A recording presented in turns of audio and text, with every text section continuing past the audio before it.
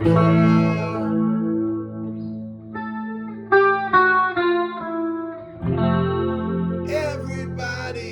happy.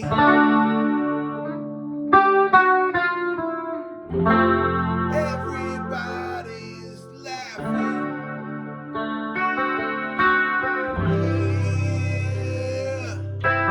Here comes the sun king. I played that for my boys this morning on the way to school. When we left for school, there was this beautiful sunlight shining on the rainfall, and I always think, what's the perfect song to go with this moment? In the car, I always ask them, what's the perfect song to go with this moment, boys? And they were like, I don't know. So I played Sun King. They never heard it before. Bad Parenting. They know most of Abbey Road, but they don't know that song. And I let it play, and it went into the medley. And then Leo goes, Dad, it's like all these songs fit together. And I said, yes, son, it's the famous Abbey Road medley where they took all their half-written songs and geniusly placed them into a medley. You know, the Beatles, the one thing they were missing was creativity. I should have done the stare after that. That would have been great. But I missed it, the opportunity.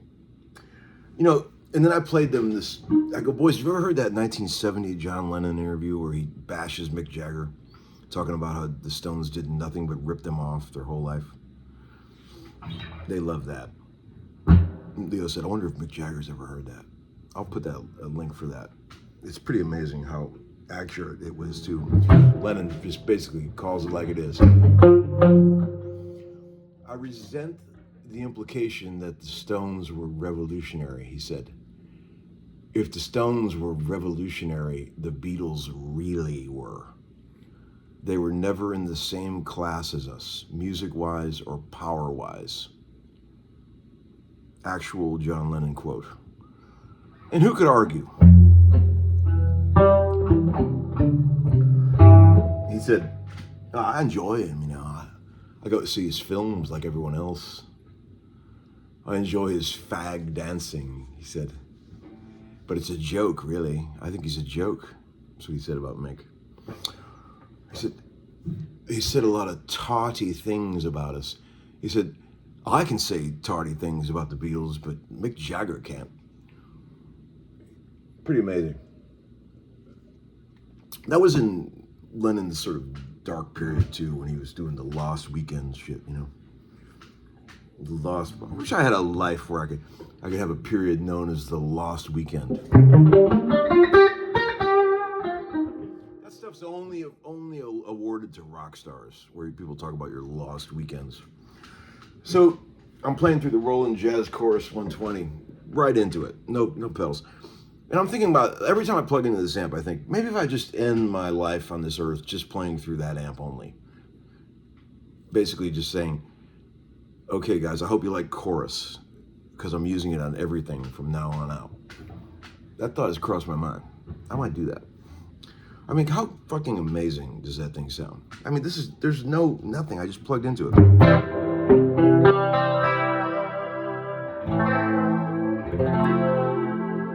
could be here in the room with the depth and the richness of this thing. You can feel the wattage and the power that it has.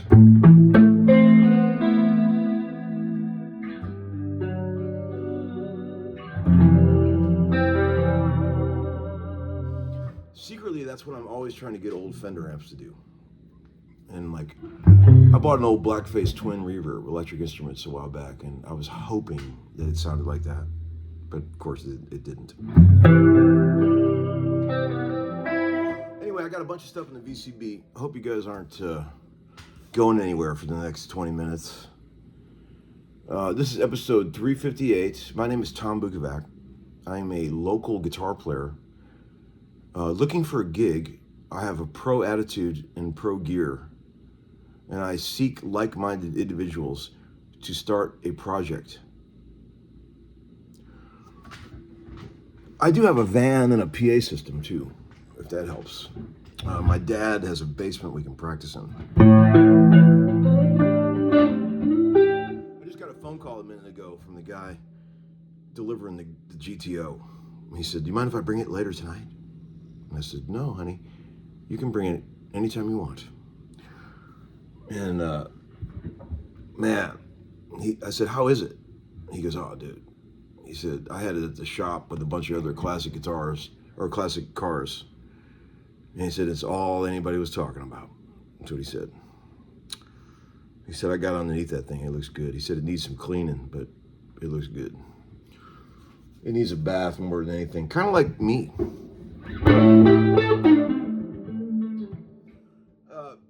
Fun day today. I'm working with Sam Bettins from Kay's Choice. We're gonna start up another round of recording his songs that I started working on a while back. A second round of songs. You know, that's a good feeling, you know. Even at this age, when you get, I always said the second call is more important than the first call. I think we've talked about this. I still believe that. Like, if someone calls you to do something, that's great. But then you do it, do they ever call you again? That's the most important one. The second call is more important than the first call. So apparently I passed the audition on this gig, and they want me to produce more songs, which is nice. And why wouldn't they? It shit turned out great. I'm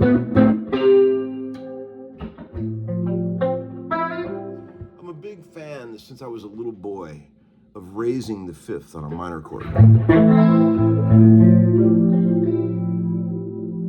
It gives you that tension, like, where are we going? Where are we going here?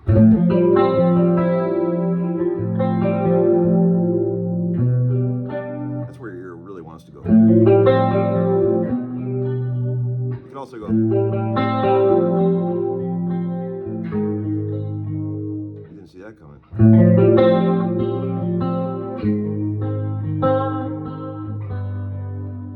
Okay, well, another place you can go.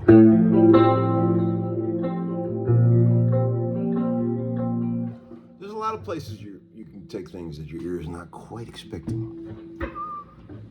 My job is to find them all on this brief journey through time that I'm on. Oh man, a lot of people agree with me on my thoughts about child raising, having kids yesterday. Most people did. One guy completely disintegrated when I talked about how you're stuck at third base until you have a kid. I love when people get really pissed and they try to make a big exit. "I'm leaving now.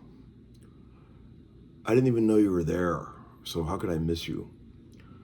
Guys, they just take their toys and just go home. They get mad. I lose sleep over it sometimes. But I do stand behind my words. But hey, man, I'm just an old, opinionated asshole of a guy. What else we got here? Were you playing Stupid Boy yesterday, that song? I was on my acoustic. I wasn't intentionally playing that, but I was playing a 4-chord, a 1-chord, and a 5-chord. If you want to interpret that as Stupid Boy, you go right ahead. It's also a million other songs. But it's funny how people will take something so universal and attach it to one song in their head. It's like one of the oldest moves in the history of music since the time of classical music is to play a 1-chord and then go to a 3 major. And they're like, that has been in a million songs. And like, that probably made you think of one song. Like,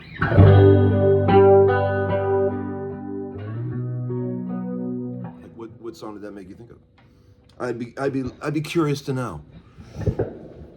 I call them devices, little tricks that get used over and over for decades in music because they work so well. Same thing in movies. I watch some of these movies that my kids watch, and all the same tricks are being used in movies that were being used when I was a kid. You know, introduce the bad boy character. Like we just watched this movie Twisters the other night. This super dumb movie about tornado chasers that they loved. And like when the lead character gets introduced as a real bad boy, it's the same exact shit that was used in movies 50 years ago when I was a kid. Nothing changes. It all just gets recycled and recycled and recycled and recycled. And it works, and people fall for it every time. Because there really is only a few ideas, really, when it comes to movies and music. And you just got to sell them. Act like you mean it. Act like you wrote it. Act like you came up with it. And then people will believe it, and they'll go like, man, he came up with that. That's awesome. That's very original. When the truth is, nobody does anything original.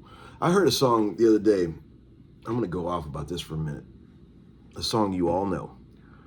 Rock On by David Essex. I played it loud as hell in the car 3 times in a row for my kids. And I was thinking to myself, okay, one-hit wonder he was, David Essex, but that particular song, name me any song in the history of pop music that sounds anything even remotely like that. Love it or hate it, you have to admit that is one of the most fucking original recordings that has ever been made. Listen to it loud in your car with a good stereo. It is, not only does it sound fucking unbelievable, even by today's standards. Joke. That's a joke there. Even by today's standard. Get it? The humor, the joke.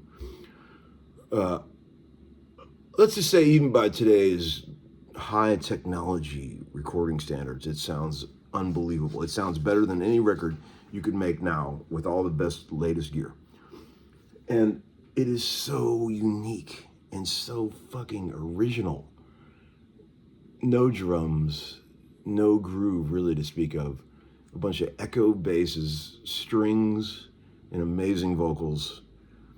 Herbie Flowers played that. The same guy that played the double basses on Walk on the Wild Side.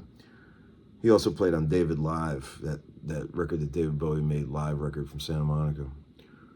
I mean, if you're going to play on a couple of well-known bass riffs, maybe that guy played 2 of the most iconic bass licks in history. That same guy. Pretty amazing. John Deacon is the only guy that can give him a run for his money as far as coming up with multiple iconic bass riffs. Think about that.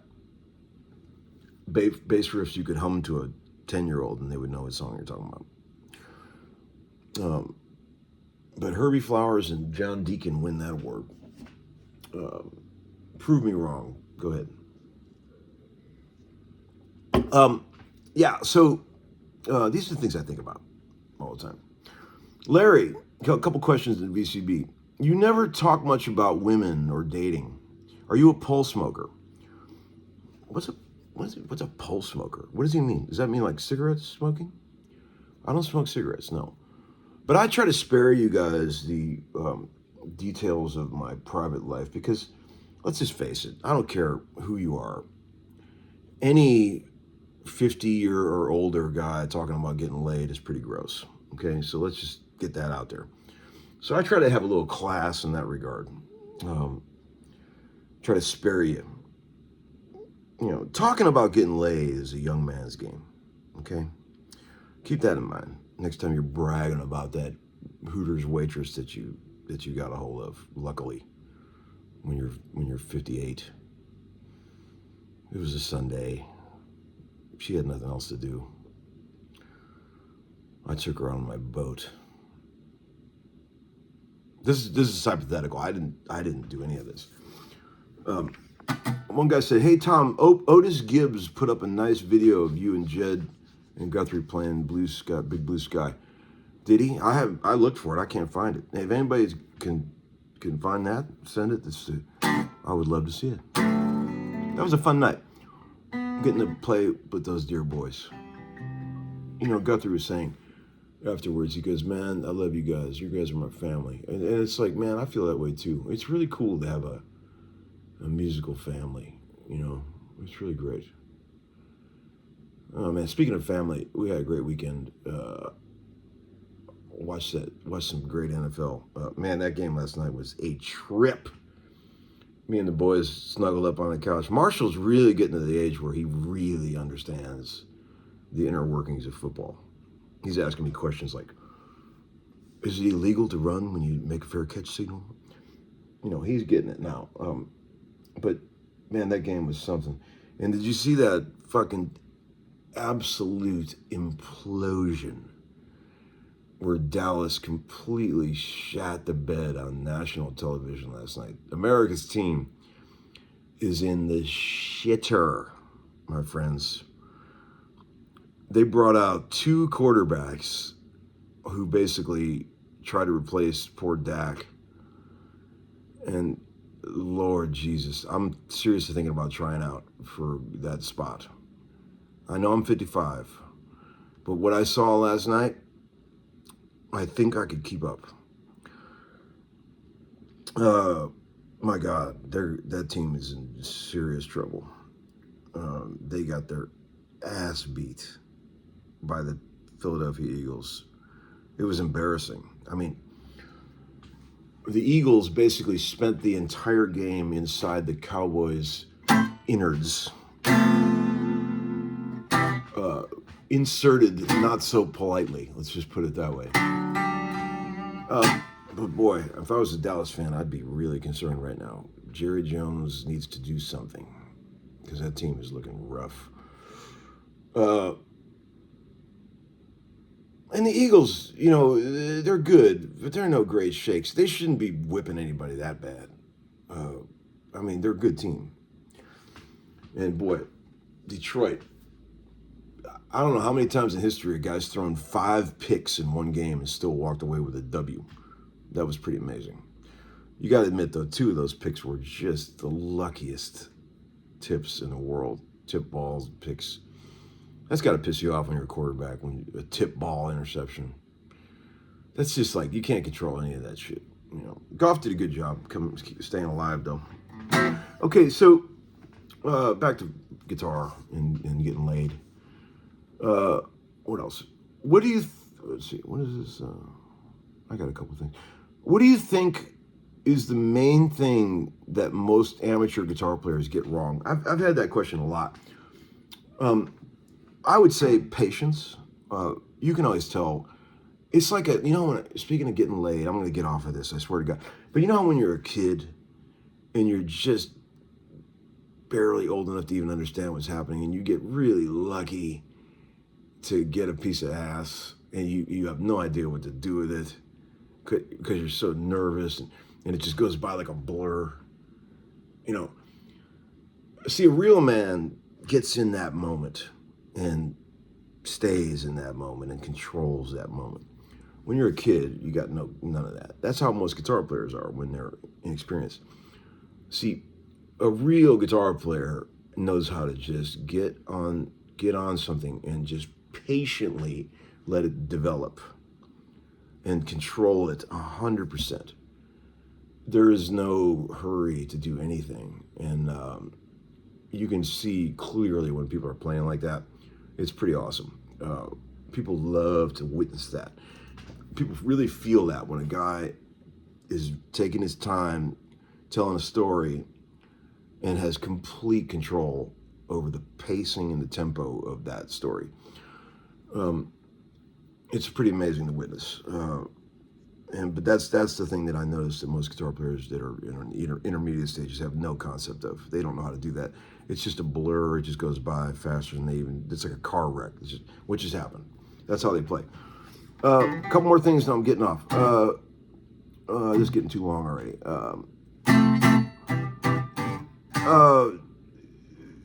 There's a lot of talk on the internet. Is tone in the hands? I hate to talk about this. It's the last second of a long video. But there's a well-known guy just put up a video talking about tone in the hands, you know, a YouTuber. And it's like, it's funny to me. Let's just put it this way. Is a person who doesn't understand the fact that tone is in the hands would also be akin to saying something like, the reason that Barry Sanders was able to do what he did was because of the cleats he was wearing. He had great cleats. those cleats were the reason that he was such a great player. Think about that. Okay, it had nothing to do with anything but the cleats. All right, friends, one last thing. Do you have a will? It's been eating me alive that I don't have a will. So last week I took the bull by the horns and met up with a lawyer, and I got a will started. And sweet guy named Ralph. And I made him laugh because I said, look, I want to do like they do in the movies where I write a detailed, very personal letter that is to be read by the survivors at my estate closing situation. And he goes, wow, man, no one's ever done that. I go, I want it to be read word for word, documented and read by whoever wants to read it. Maybe you, Ralph. And he said, okay, great, man, just write it and send it, and that's what we'll do. So I spent a lot of time crafting the perfect letter, and boy, that's something that I wish I could share on the homeschooling, but I can't. That's gonna have to be after I'm gone. But maybe someday that'll become public because you guys will get a kick out of it. All right, my friends, have a great day. See you later.